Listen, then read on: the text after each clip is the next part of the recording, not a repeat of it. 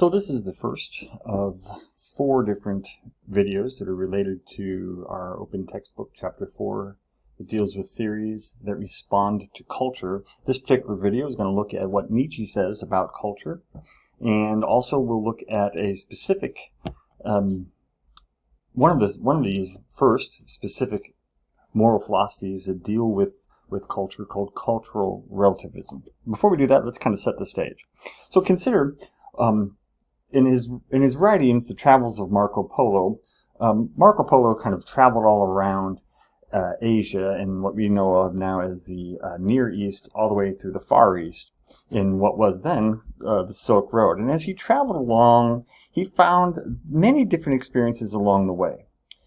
For example, in some towns where he visited, he reported being welcomed into the home of a local family, which is great. There, however, he found that the practice of the locals was that when a visitor arrives, the males of the household went to reside somewhere else, leaving the females at home for the duration of the visitor's stay. This allows the visitors to have all the, quote, privileges, unquote, of the house, and for the females to attend to his, quote, every need, unquote. Such customs, of course, were not practiced in Marco Polo's own society and would be thought of as despicable.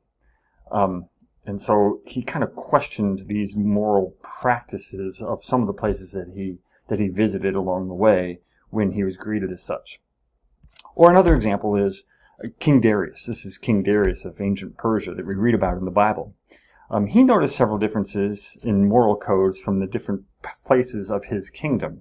In his kingdom, for example, there were Calaitians, which was a tribe of Indians, and there were Greeks. And both these peoples practiced different funeral rituals.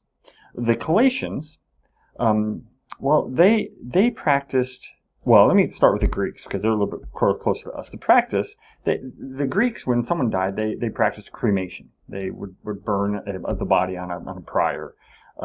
We practice cremation. Some people decide to be cremated instead of buried, and so that's not too different from some of our practices. The Calaitians, on the other hand, they decided to honor the dead by eating them. And so King Darius asked the Greeks, what would it take for you to eat your dead instead of burn them? And they thought, that is just morally despicable. Who in their right mind would eat the dead? Well, likewise, when he approached the Calaitians and said, what would it take for you to cremate the dead as opposed to eating them, the Calaitians equally thought that was morally despicable and couldn't imagine that anyone would do such a thing. And so the question Darius was left with, well, who's right and who's wrong? Is it wrong to burn the dead like the Calaitians think? Or is it wrong to eat the dead like the Greeks think?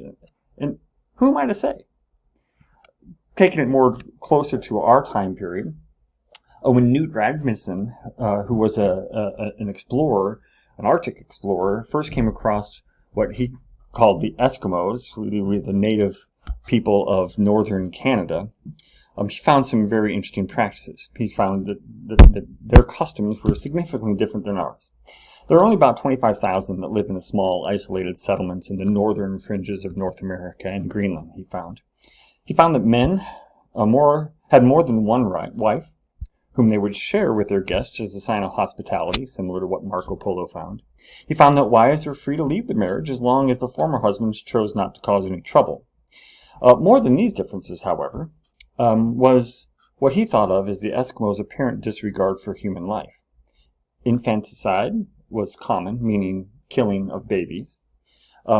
He also reported that he met one woman who had borne 20 children, but killed 10 of them at birth.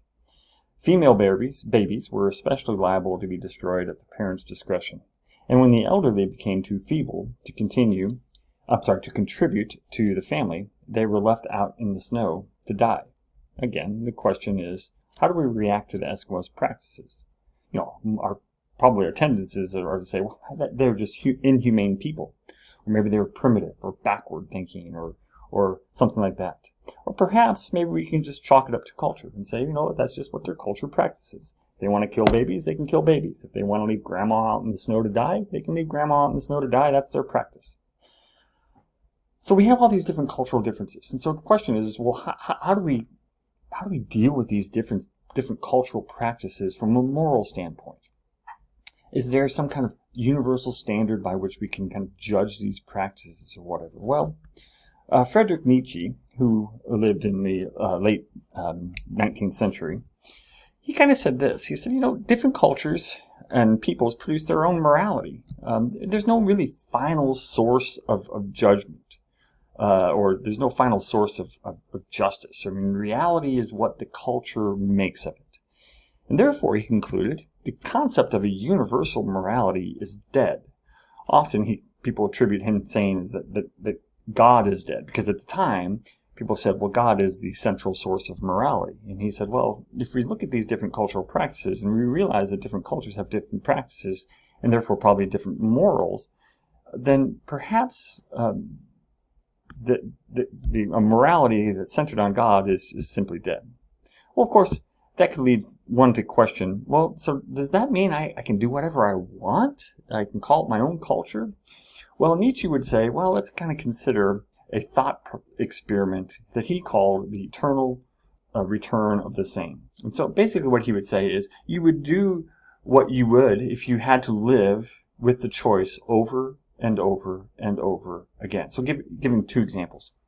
So, if you give to a homeless person, well, most people say, yeah, we should always give to the homeless person. But would you continue to give to the homeless person if on, for example, Monday you gave to him, and then you saw on Tuesday that same person back, and then on Wednesday that same person back, and then you give to him, and then on Thursday you see that same person back and you give to him again, and then on Friday you see how it goes.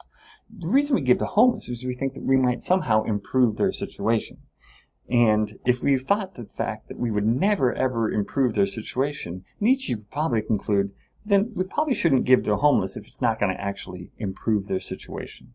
Or perhaps paying a bribe.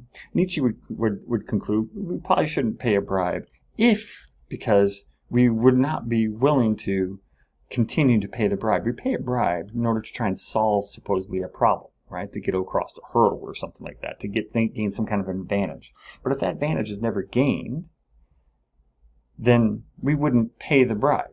And so he kind of, this is just a thought experiment to say we would only do that which we are willing to do over and over and over again. So that brings us to cultural relativism, which is a kind of a basic, I just want to lay out the basic beliefs of cultural relativism. So cultural relativism believes this. Okay. Number one, different societies simply have different moral codes.